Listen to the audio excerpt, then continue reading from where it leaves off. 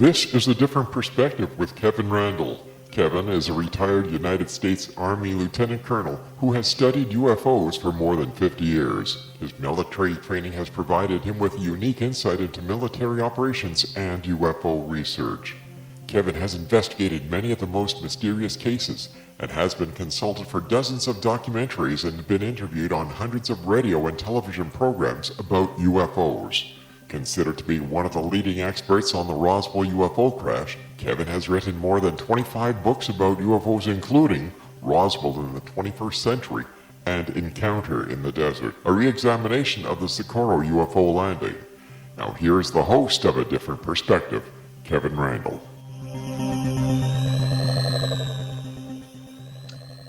And hello and welcome to this edition of A Different Perspective. I am in fact Kevin Randle. I'll be joined by my guest Susan Swiatek in just a moment.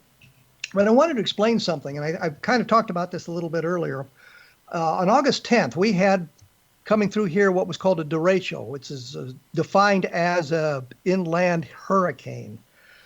Top wind speeds were 145 miles an hour. Now, it's not a hurricane in the sense that you get a lot of rain and it lasts for hours and hours. It was a short-lived storm, but it did major damage here.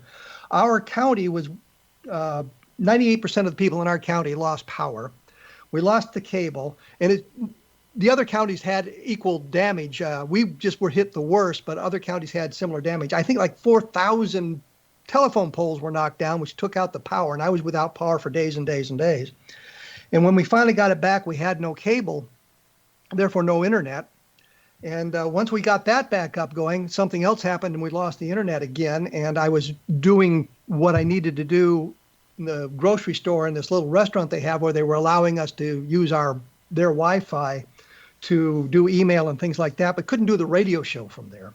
So we've had to use kind of the best of for a number of weeks here. And I kind of wanted to apologize, but there's really nothing that we could do about it given the circumstances. I think we're to the point where that has all been worked out and will be good to run now with new shows for quite a while, as long as I can find guests. They'll agree to come on the show, which is a whole nother story, by the way. But anyway, I wanted to make it clear that it was circumstances beyond my control that caused the kind of the gap in putting out new programs. We got a couple in there as things worked out, and then we lost the cable again. But we're now, I hope, good to go forever at this point. As I said, I'm going to be joined by Susan Swiatek. She was born in Washington, D.C., but she spent years growing up in Denver, Colorado. And I mention that only because I grew up in Denver, Colorado. Actually, Aurora, and I'm sure she knows where that is. And since 1970, she's been living near Fairfax, Virginia. And as a child, she read everything in the school library on UFOs and other anomalies. And in 1966, when Barney and Betty Hill's Interrupted Journey exploded under the pages of Look magazine, I remember that, she was hooked on UFOs and abductions. She has been greatly influenced by the writings of researchers Budd Hopkins and Dr. David Jacobs, whom she later knew as colleagues and friends. She holds a BFA degree from the Maryland Institute College of Art, Baltimore, and followed up that with a 6-month technology immersion program. She's worked extensively supporting various federal agencies in the DoD and health agencies as a technical editor and quality assurance. Along the way, she met folks from the DC-based Fund for UFO Research, FUFOR, as we who like acronyms call it, and worked with such legendary nightcap researchers as Dick Hall, Don Berliner, and Dr. Bruce Maccabee. Rob Swiatek was on the FUFOR Executive Committee, and it's obvious how that meeting turned out since they ended up getting married. And they've been married since 1994. Susan organized the 1999 MUFON International Symposium just outside Washington, D.C. in Arlington, Virginia. And she has served on the MUFON Virginia State Director since the summer of 2003, and she holds monthly meetings either in person or virtually through Zoom. Susan collaborated with others to launch the electronic magazine Journal of Abduction Encounter Research, JAR, in 2007 and developed the art for its masthead. JAR continues today in a reborn online incarnation. She organized an annual conference for the International Fortean Organization, INFO, since 19. I've just fallen into the 20th century, folks. Since 2014, as well as sponsoring local UFO conferences and speakers. She has lectured widely, and her artwork appears in many books such as Ron Story's Extraterrestrial Encyclopedia and Dick Hall's UFO Evidence Part 2. She has created many covers for FUFOR and the UFO Research Coalition projects. She created the cover for and performed QC and pre-press work for Delphos, a coalition publication dealing with the extensive evidence and the importance of 1971 Delphos, Kansas physical trace case. I went through that whole long thing for one reason, people. There are very few women involved in UFO research that we can bring on the program, and I search for them quite a bit because I think it's important to involve everybody. But here's a woman with great credentials and has a long history in UFO research, and I think we're going to have a good conversation about that now that I've wasted so much time on it. Susan Swiatek, welcome to A Different Perspective. Well, thank you for having me. Appreciate it. I thought we talked about, communicated about things that we would like to talk about on this. And I think the first thing I wanted to get into is, you knew Don Berliner, you of course knew Stan Friedman, you know me. Right. And Don Berliner and Stan Friedman wrote a book called Crash at Corona, which is about the Roswell UFO crash. And they couldn't use UFO crash at Roswell because Don Schmitt and I got that title first. Right. But there were some problems with that book, not to mention the plagiarism that shows up repeatedly in it, which we won't go into in depth. But one of their main witnesses was Gerald Anderson, who claimed as a 5-year-old boy he'd been on the plains of San Augustine, seen the crash UFO, seen the archaeologists that showed up there, and with his family had been threatened by the military. There was a controversy about that. We learned that Gerald Anderson had been less than candid in some of his dealings with people and basically forged a couple of documents and that sort of thing.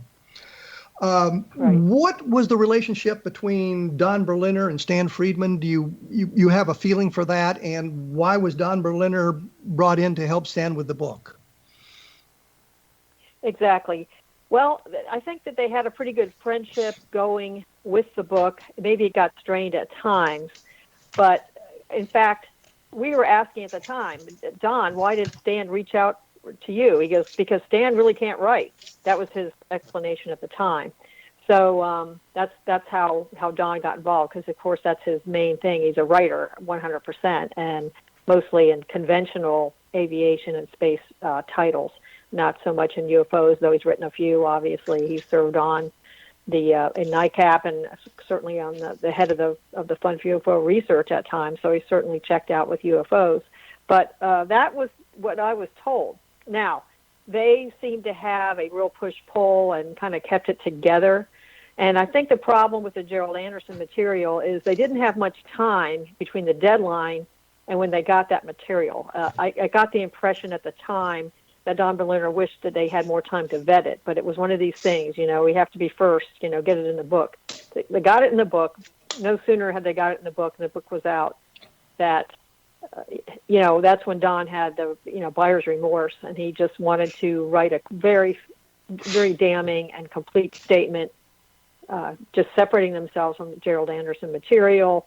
But, it's one of these things that it seemed like Stan was not too congenial about that, and he really pushed back on that. But the point is, that's when their friendship really frayed. And Don said, we've got to get this out there. So they finally got a repudiation out there. But, no sooner had the ink dried on that, and, then you have Stan Friedman kind of cozying up to the Gerald Anderson story again and kind of repudiating the repudiation. So after that, I don't think they spoke much. Don is still alive and kicking. He's in Michigan somewhere, and still has all his faculties. When he moved, I guess it's been about a year now. We were there like the last weekend. He was in the Washington area, and seen him pack up his last few items. But so he's still, as far as I know, he's sharp as a tack. Still going strong. At least a couple months ago, I was aware of that.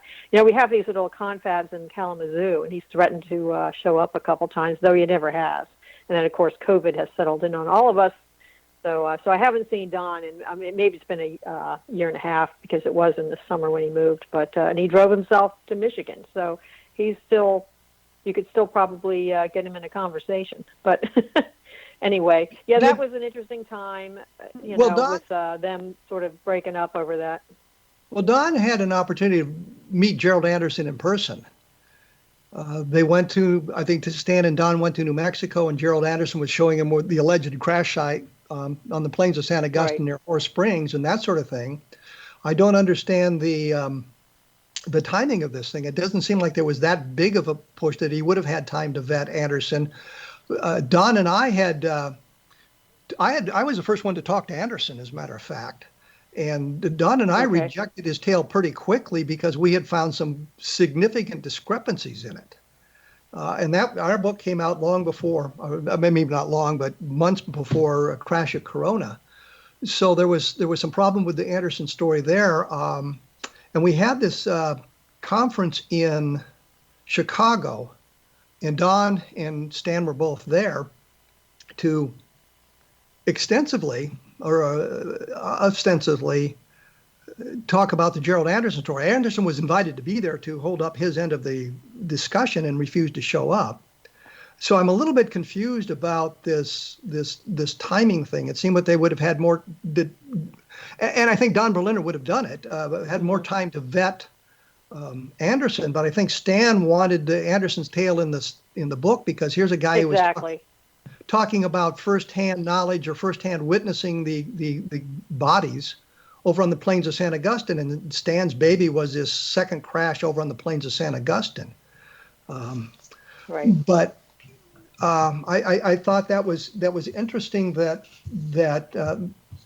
Anderson claimed to have been a Navy SEAL, for example, and then we found out that wasn't true. And I showed Stan the information on it that Anderson hadn't been a Navy SEAL, and that he still was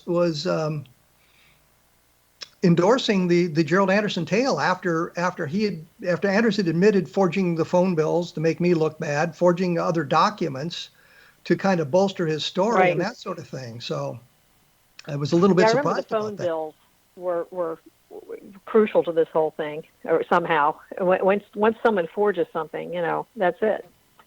But, I mean, we have these through ufology all the time. We have people holding on to Larry for the longest time over Rendlesham. We have so many personalities like that. We have the Bob Lazars, and they always seem to find a champion who has a relatively good reputation, like buoying them up, with all these characters. That part is always, I think once people invest a certain amount of emotional energy in a witness, they really have a hard time dropping it. And we've seen that over and over. But anyway, not to beat that dead horse. Well, I'm going to beat it a little bit more because, frankly, I can. Okay. The thing that got me, and I mentioned the plagiarism, there's a long section of an interview with Bill Brazel in the book Crash at Corona. And it's an interview that Don Schmidt and I conducted. Neither Stan nor Don Berliner were there. It's in our book first. And we had sent, I guess we'd sent a copy of the audio tape, because there's only an audio tape of it, to the Fund for UFO Research. And I don't know whether they used that as the basis for it, but they published this without any credit or attribution of where it came from, which was really kind of annoying. But what they did, and I shouldn't say they, what Stan did was insert a word into the interview, a crucial word, because we're talking about the four guys that came to visit Bill Brazel.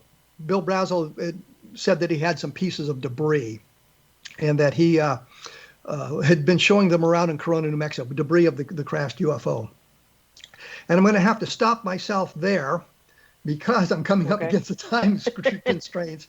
I will finish the tale after we take this quick break, but I do want to thank those of you who have purchased the Best of Project Blue Book, which is my latest book on UFOs. It's been up and down on the Amazon bestseller list.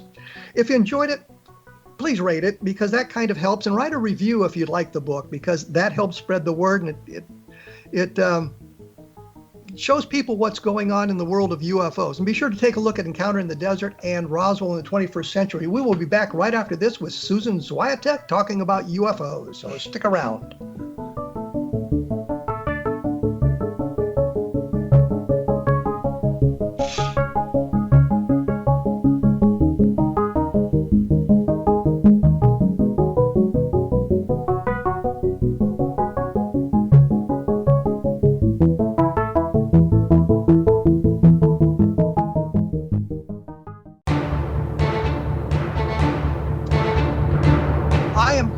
Susan Swiatek, and when I say here, it means we're conversing, but we are practicing social distancing in this world of COVID virus. I mention that so you don't think we're violating any rules by being in the same room chatting with one another, although I don't think either one of us is infected. When we went away, I was dominating the conversation with my tale of Bill Brazel. Now, he's the son of the rancher who found the crash near Corona, New Mexico, the Roswell crash, picked up pieces of debris and was showing them around in a bar in Corona. And a few days later, some Air Force people showed up wanting to, well, basically confiscate the debris he had. And Brazel told Don Schmidt and me about this when we interviewed him in New Mexico in 1989. And the point was, it was clear what was going on. Now, that whole conversation was published in UFO Crash at Roswell, and then parts of it were published in Crash at Corona. But what Stan had done, and I say Stan because I don't think Don Berliner would have done this, we're talking about the description of the people who had come to visit Bill Brazel. And Brazel was always clear that it was 4 white soldiers. Stan inserted the word black between in the context of this story, that one of the individuals was black, a black NCO, black sergeant, had come out with this Captain Anderson, or I think it was Anderson was the name he gave. He wasn't sure what it was. Armstrong, Captain Armstrong. He wasn't sure the name. So what he had done was alter the context of the discussion by inserting this word. And when he was asked about it by another guy, and this is, for those of you who are interested, you can follow up on it on my blog at www.kevinrandle.blogspot.com, because I did a long segment about this. But Friedman had said that Bill Brazel used a racially charged word when he was describing the sergeant. And I'm sure you all can figure out what that racially charged word would be. But he didn't say that. And I have the tape, which proves it. But I also called Bill and asked him about it specifically. And Bill Brazel said, no, he didn't think there was not a black soldier with him. They were all the white soldiers. And that kind of manipulation of the data, and I think he did that to underscore the validity of the Gerald Anderson testimony, because Anderson was talking about a black NCO who was very mean that came out to the plains of San Augustine when they were found there. So it was another problem with the story. But okay. I thought it was interesting, and Susan, you can jump in with your observations here. I thought it was interesting that Don Berliner wrote the book, and Stan then complained that he didn't have enough time to review the galley proofs or the page proofs before it went to press. So any mistakes that were made like that, he always kind of blamed on Don Berliner. Well, it's funny because I know Don would not have inserted a word like that. I mean, that does not, I just can't imagine. I mean, the Don Berliner that I know and is still around, I just can't see him doing something like that. So I mean, I don't want to, put, coals on the head of the dead here. And we stayed good friends with Stan all these years. And, sorry to see him go in such a way. He didn't even get to say goodbye to his wife. But in any case, that is more of the kind of style that, Stan would probably have had. But, he's done a couple stunts over the years that were kind of disturbing. But overall, a good friend and a good since you mentioned some disturbing stunts, what give us an example of a disturbing stunt? Let's see.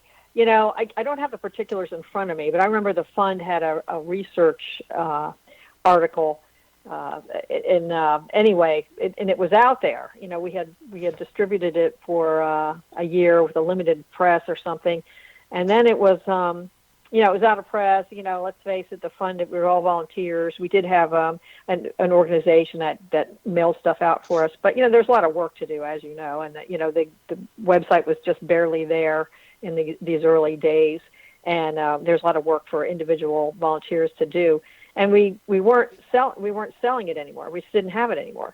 So Stan just put his own cover on it and started selling it, and it's just Stephen Greer did the same thing. It just seems like we're kind of caught with that. But so he started distributing. Well, we got to get it out there. It's this whole thing. When somebody owns material, no matter how you really think it should be out there or not, it's not your decision to make to just slap a new cover on it and sell it. And so we've run into that a couple times with, and sometimes it's just we just weren't able to get it out there again and get another printing done. And sometimes there was a reason why we were not distributing something, like maybe something needed to be taken back and changed. Maybe there was an error that we found. So it's not really, what if I took one of your books from 8 years ago, slapped a new cover on it, started selling it? You would not like that. Because first of all, you'd say, that's my material. Second of all, you'd say, you know what, I wrote a book that cleaned up a lot of the misconceptions in that book, and I don't like that old information going out. So things like that. But once we said stop, he did stop. So unlike Stephen Greer, who had to have an attorney send him a note, but that's another story for another day. But but anyway, that's just the type of thing sometimes that would happen. Well, I know that Stan was a big proponent of MJ12, and Don Berliner got the operations manual, what is it, a SM 101, in the mail in a similar fashion or whatever, in a similar fashion that the original document showed up. And if I remember correctly, Don thought it was a hoax. Don didn't think much of it, but Stan took it and ran with it as well. Is that? Yeah, that was another thing that disturbed Don. But once again, the truth is somewhere in between. Like Don Berliner put a lid on it. We talk about a lid with Biden here, but he really put a lid on it and said, let's sit on this thing and really think about it. But that didn't sit well with the rest of the fund, because they said, we can't just sit on it. This is a hot potato. We need to get it vetted and get it circulating among important, and get it out there. So let me interrupt here. Here we go again. You said something that was very important. We need to get it vetted. And that's the one thing I see lacking in UFO research is vetting the people. Right. And what happened with Don, with his SOM1 or whatever the heck it was, I remember Don finally gave it up, so to speak, gave up the sitting on it idea when people were saying, Don, they're selling copies of it at gun shows. And that's when he finally had to realize that, the cat was out of the bag a long time ago. And, it's time to. Do you know how they got to the gun shows? I asked this question because I got a call from a friend many, many years ago and said there was an MJ12 document at the local gun show. So I went to the gun show and saw it. So yes, they were selling it at gun shows. I never understood how he got it. But you don't know how it's a very strange process. I mean, who knows what the hell's going on with these things? But for a long time, it was like a genie in the bottle. It was captured. It wasn't really circulating. A couple, people got it in the mail or it showed up in their mailbox or whatever it was, and that was it. It wasn't really circulating. I think it was a film, wasn't it? Film. I think that SOM1 was showed up as film. Yeah, it was 35 millimeter film. I think it was the same way that the original MJ12 document showed up. Allegedly to Jamie Shandera's house. Ironically, in 1987, that was my big debut on organized ufology. I just wandered down to American University here in Washington, and the fund had paired up with MUFON to host the symposium at American University. And I was just, fresh out of college and just, wet behind the ears. And I was like, wow, this is so exciting. And MJ12 was being muttered in the hallways, and you felt like the scales are coming off everyone's eyes.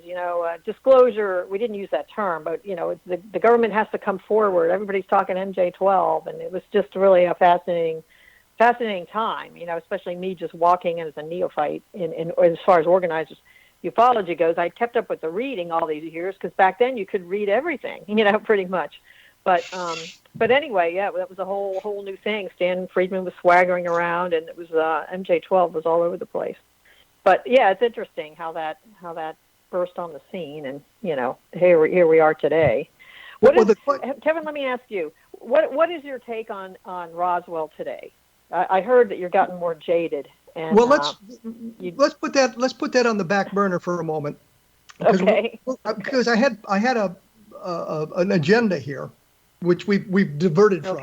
But I was going to bring that up, and I'll certainly answer that question before we get done.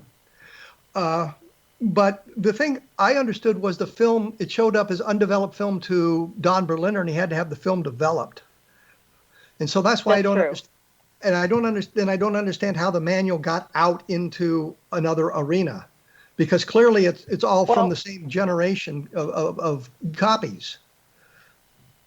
Right, and he really had a clamp on that thing. I mean, he was very very particular about it. I mean, he would hand the document around, the printed version, at the meetings, but then he'd always want it back. He just wanted to sit on it. It's like, Don, you can't sit on it forever. We have to have some other eyes on this thing. And, I don't know. It's just hard to imagine when people don't understand. Like before the internet was really as strong as it is today and so forth. Now we think, well, you could never put a lid on something like that. It might last 24 hours. But no, it lasted for weeks. I don't know how long, maybe months even, several weeks. And then, like I said, go ahead. Well, it's my impression that Don Berliner believes it's a hoax. Is that correct? I think he thought it was a very good hoax. Now, later, I can't go into it, but later, I can't go into it because of time. But as I sent you my regular resume too. I mean, I worked at USAPA, U.S. Army Publishing Agency. It was a full agency at that time, and we dealt with a lot of very old legacy material. And so structurally, I always thought it was very interesting. If this is a phony, which it probably is, but it was done very well. It matched up well with that time period and how documents looked. Oh, there's no question about whoever wrote it had a sample of what these Army manuals looked like to Correct. Follow along and put it together in that respect. But I just wanted to make sure that I was on the same page with Don Berliner that this is probably a hoax. I think the whole MJ-12 thing is a hoax, going back even to the Eisenhower briefing documents, and I think my audience knows well where I stand on that. Although when I first saw the documents, I was very impressed with them, and I thought, this is great. This is wonderful. This is wonderful to have this kind of a document. But then I found the fatal flaw, and I think everybody else has found what they think of as a fatal flaw as well. And for those of you who are interested, yes, it's on my blog at www.kevinrandle.blogspot.com, and I think I call it the fatal flaw in the MJ-12 Eisenhower briefing document. Look up Eisenhower briefing document. Since you brought up, I think a lot of us feel like this was an emulation of potentially what the working group would look like, and maybe this was a way to leak the concept out. I don't know. It's an idea. If we look at what Brad Sparks and Barry Greenwood, I think it was, presented at a MUFON conference about how that whole thing came about, and the Bob Pratt secret papers, and how this was actually designed as a novel by Bill Moore and Richard Doty long before the MJ-12 papers showed up. And now we see the whole thing in the MJ-12 papers come out as they were created for this novel that they apparently couldn't sell at some point. And they brought in Bob Pratt, I think, as the writer for that. We're going to have to take a break here in a moment. I'm just going to preface this a little bit because you brought up Roswell, and in the things that we were going to talk about, you wanted to talk about the Ramey memo, and I've done a lot of work on that. Not that I wanted to. I keep getting dragged into that one. And your impressions of it, maybe we can come to some consensus of what's going on with the Ramey memo and that sort of thing. And I also wanted to point out that there are some other fine programs about the paranormal on the X-Zone Broadcast Network at xzbn.net. I stumble over that because I want to say xzbn.net to keep my pals in Canada and England happy about that. But you go to the website. There's an awful lot of interesting listings on the side. You can see what programs would interest you and have some fun doing that as well. So you are listening to A Different Perspective on the X-Zone Broadcast Network. I'm here with Susan Swiatek. We will be back to talk about the Ramey memo right after this, so please stick around.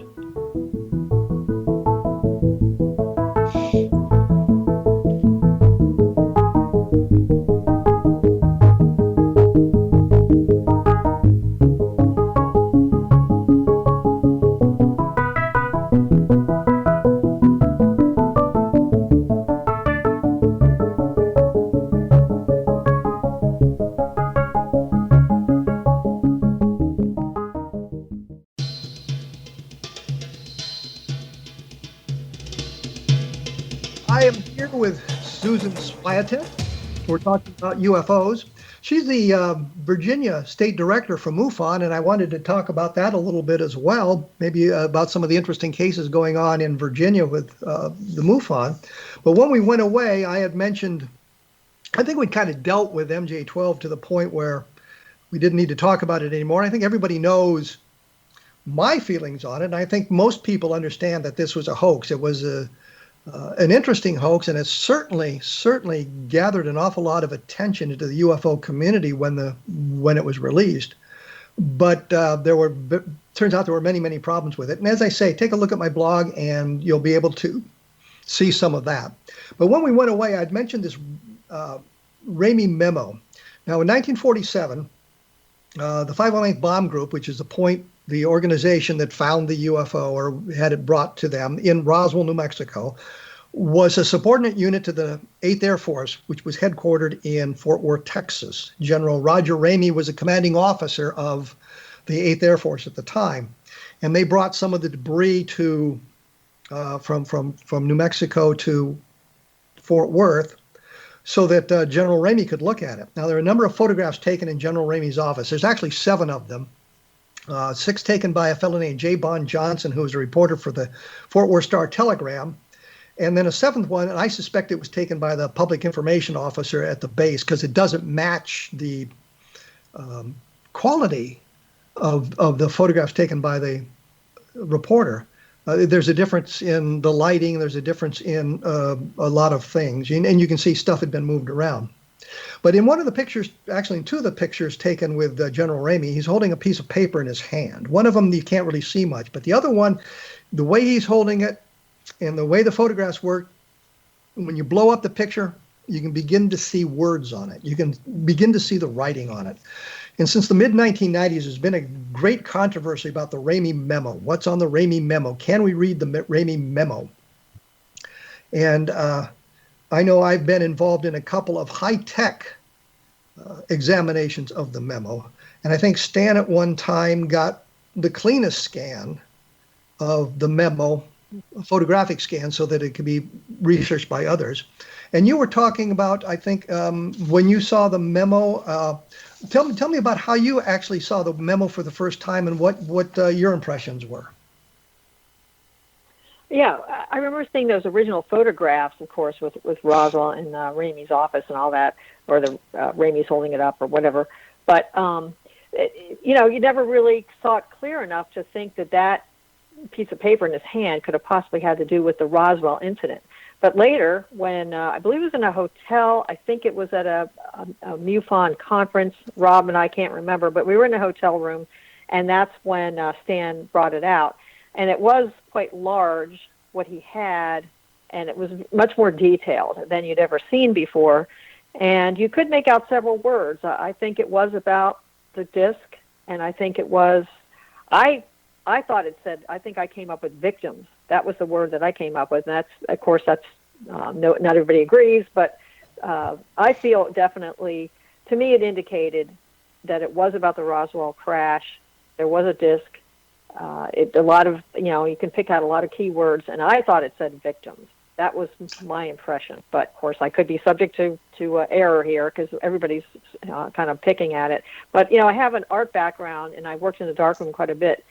And there is, unlike digital photography, which is extremely, these days, the pixels are amazing.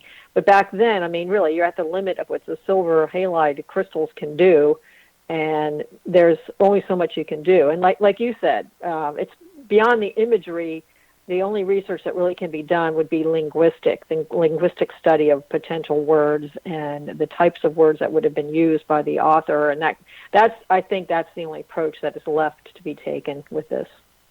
Well, I think the thing that I've always said is that there are words you can read with a magnifying glass on a good copy of it. I think weather balloon shows up, Fort Worth, Texas shows up, right.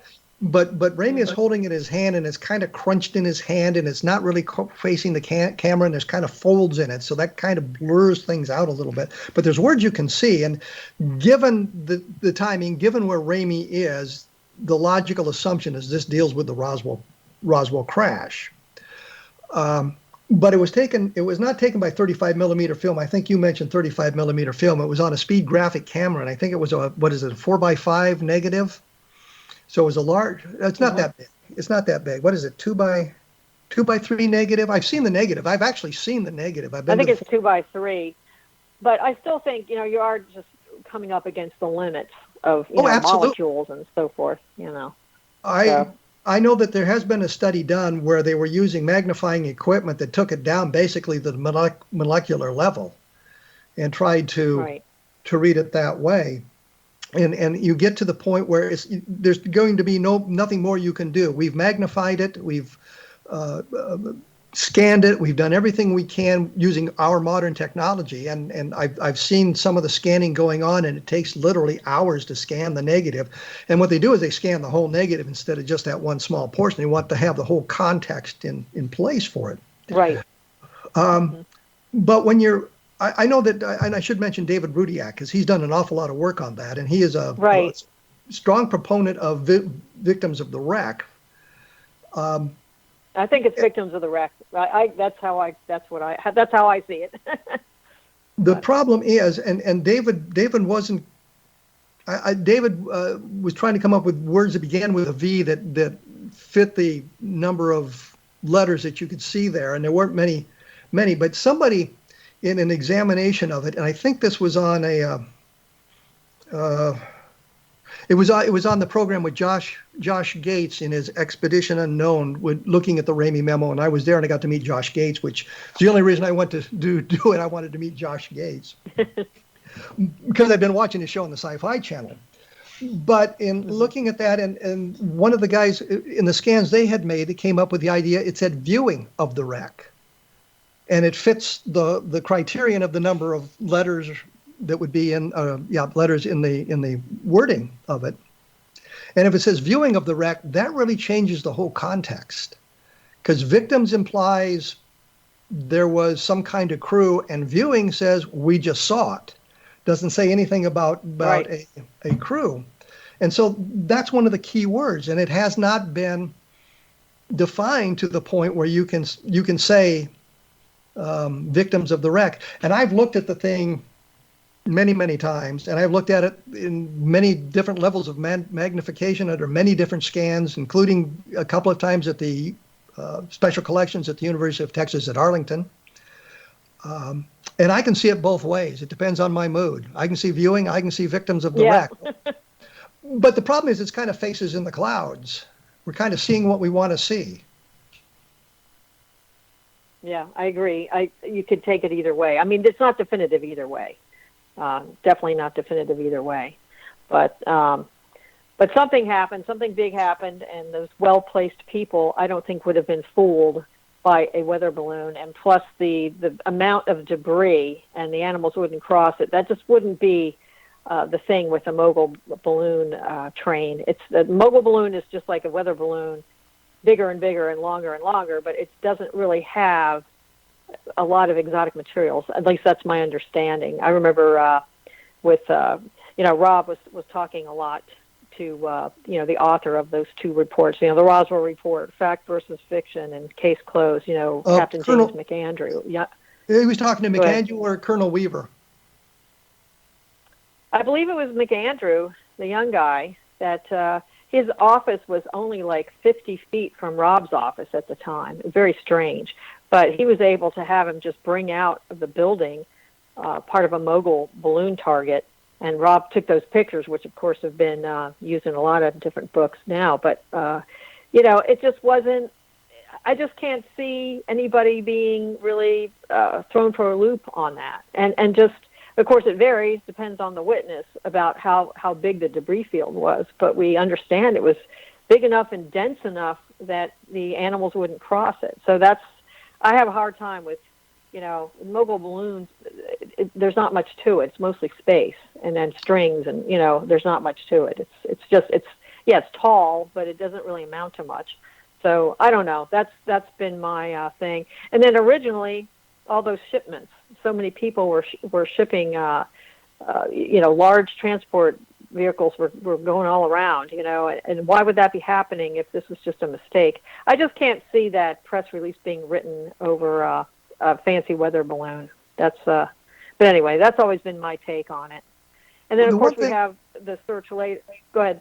Well, the one thing about the mogul balloon, and we have to thank Colonel Richard Weaver, who was the leader of the Air Force investigation. We have him to thank, is he found Dr. Albert Crary's field notes and then his regular diary on the flights and published those in the Air Force report. So if you go through the Air Force report, you can find all of that stuff. And what's important is the only flight that's missing is flight number 4, and there's no record of it. It wasn't mentioned in the records because it didn't fly.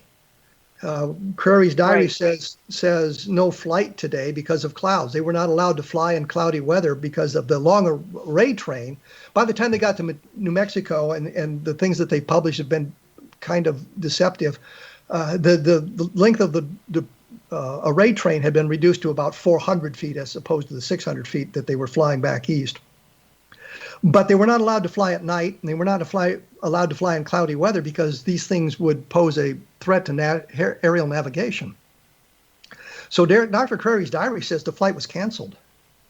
So there was no flight number 4.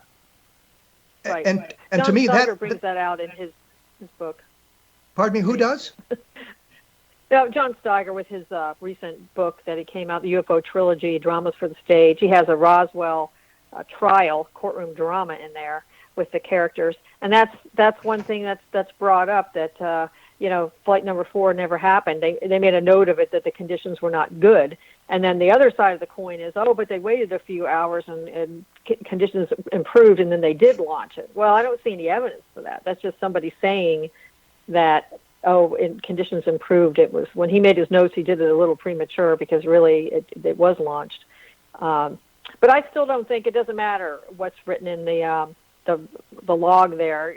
To me, it just doesn't explain the deposit on the ranch, the debris field, that even the smallest description that people have, it just doesn't, in my mind, it just doesn't comport with a mogul balloon train. It's not working for me.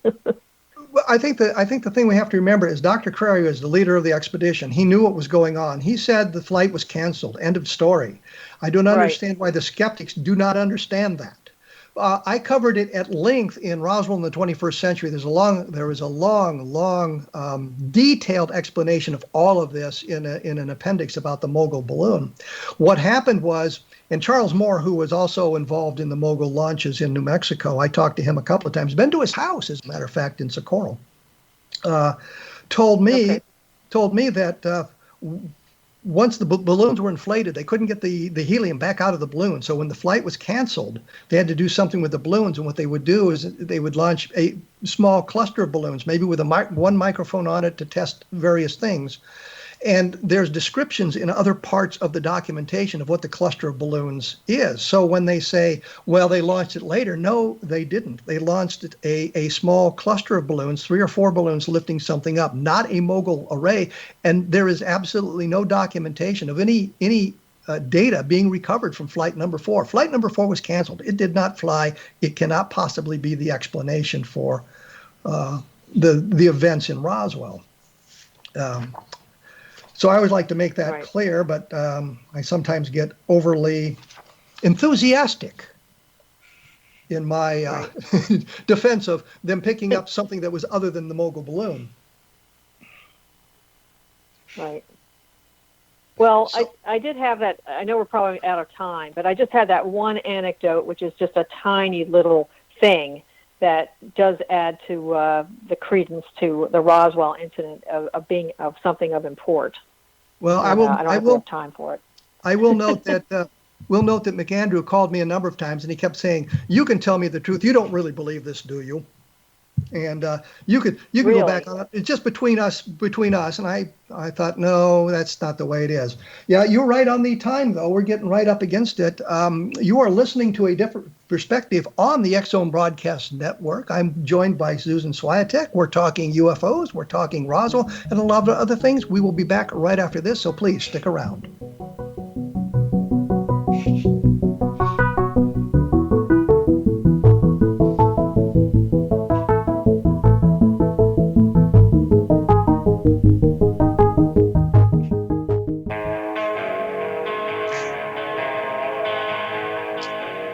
We are back.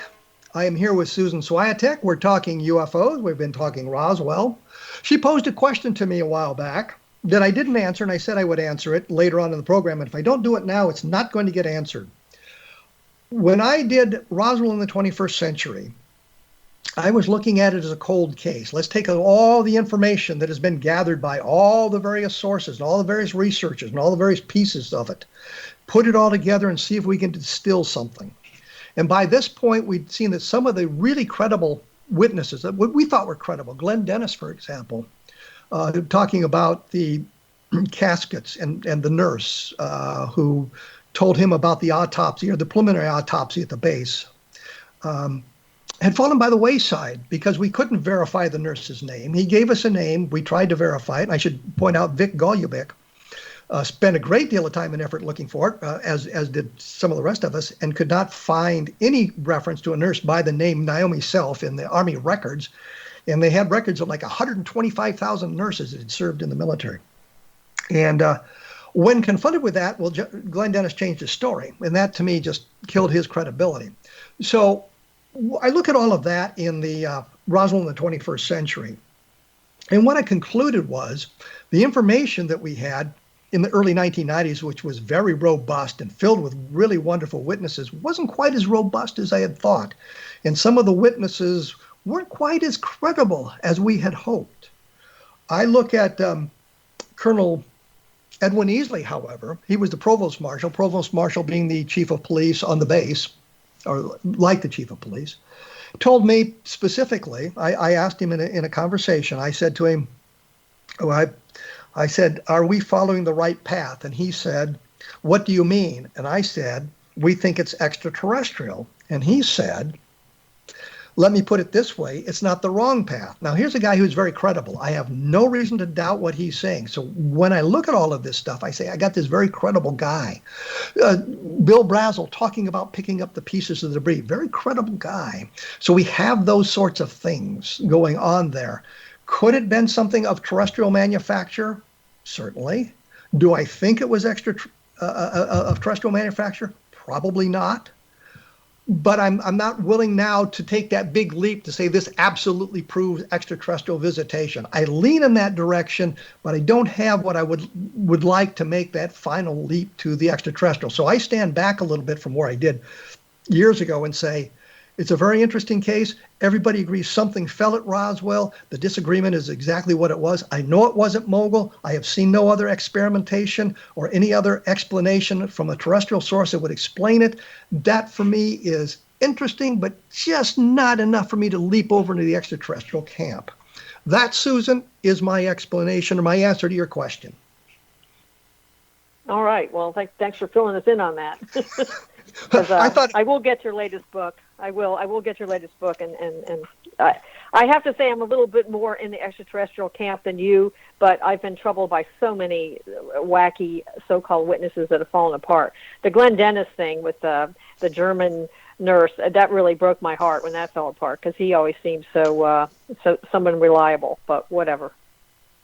Well, that's the thing, and he just. It was clear he was making up the tale. I know that Tom Carey still accepts the story. I don't think Don Schmidt is quite as happy with it as he was at one time. But I wanted to get quickly into is it John Guerra's biography of George Filer, Strange Craft? Oh yeah, that's another friend of mine that was a Washingtonian, and. Anyway, yeah, it was interesting. That was an interesting book. But I agreed with your take on it. I read your review of it. You wished that he had gotten more detailed and more involved in some of what he had to say. It was kind of like an easy read, once over lightly, almost an outline for a more detailed book. But it was enjoyable. Let's take a step back here. What we're talking about here is the Fort Dix alien incident.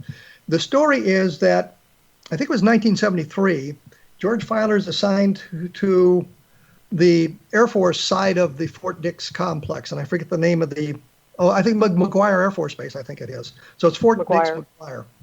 And he arrives at work, and there's all these lights on the runway going on. I mean, on the ground, it's vehicles. And apparently supposedly an alien creature had gotten out of a UFO and was shot dead by a MP on the base, and George Filer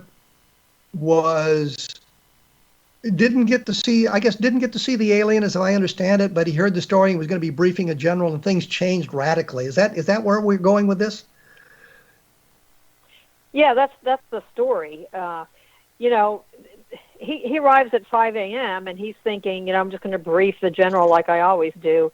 But holy cow, all this activity is going on. I'm sure usually it was a very sleepy briefing and not much had happened in the 24 hours. But in this case, big stuff was going on and people were just overflowing with stories talking about it. But yeah, one side shot the alien, but it crawled over to the other side. So became like a problem for both of the divisions there. But yeah, so he pulls this information together, interviews people, and he's waiting outside the general's door, and somebody comes out and says, "Don't worry about it, we've already briefed him." But the general beckons him in, and he says, "Here's my written report," and that's it, because you could not discuss top secret or above in his office because the fear of bugs. I thought that was really interesting. That was that was it. How dramatic is that? Here's the report. But what I am trying to piece together is when I saw George Filer talk about this, we paid him to do a talk and brought him down here for the Fun for UFO Research Christmas party one year, and he had fabulous slides, and one of them was a slide that he had taken himself, and it was a pile of snow with MPs standing with guns drawn, long guns, on the snow, and there was about 10 of them around this thing, some just standing on the ground. And he said that, and this is the part where I'm trying to piece this together. Apparently, the alien was shot, it was crawling around, whatever. That got removed and flown out of there. But apparently, it wasn't until the next day that they discovered this pod, or this small craft that the alien had used to come down from a larger craft. And that thing had to be guarded until they could pick it up, because in the book it's very pointed that the weather had been clear. Because when he was driving to the base, he thought, wow, the weather's perfectly clear. My God, all this activity looks like we've had an air crash, but that seems weird because, we had perfect weather. Why would we have an air crash? He was trying to piece it all together.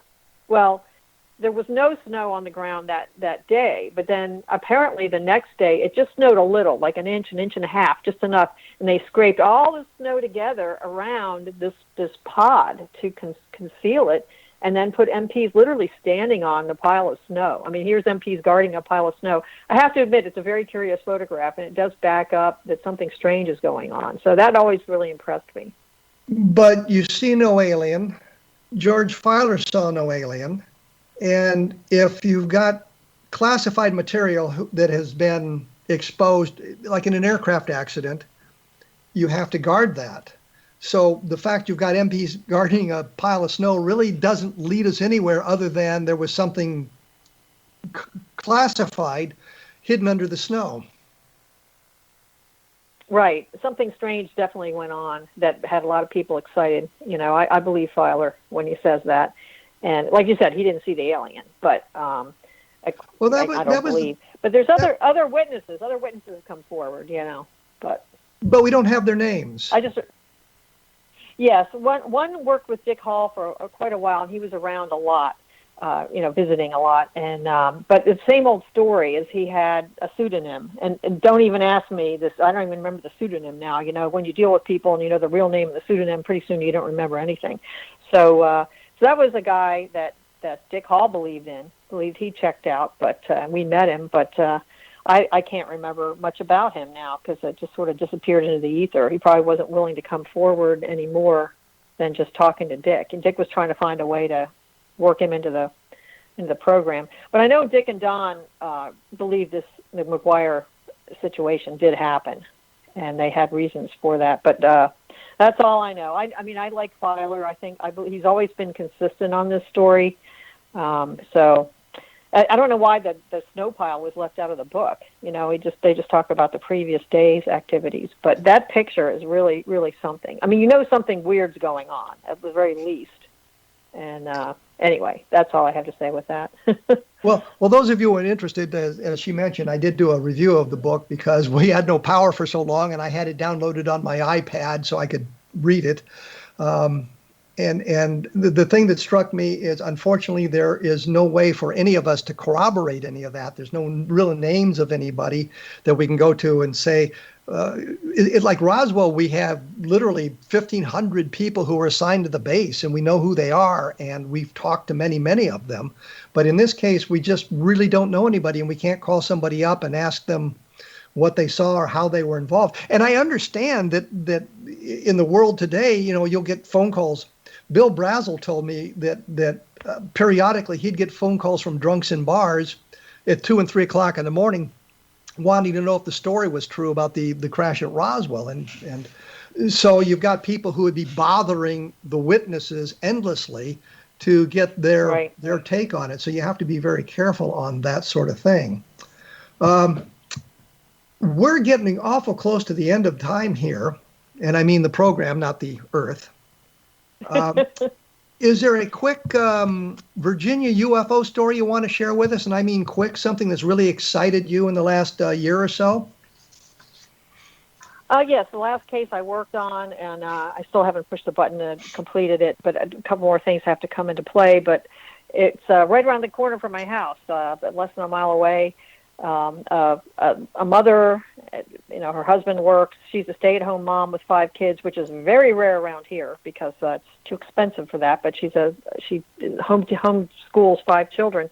But 3 of her children one night at 10 o'clock when they were supposed to be going to bed, they all started making a ruckus.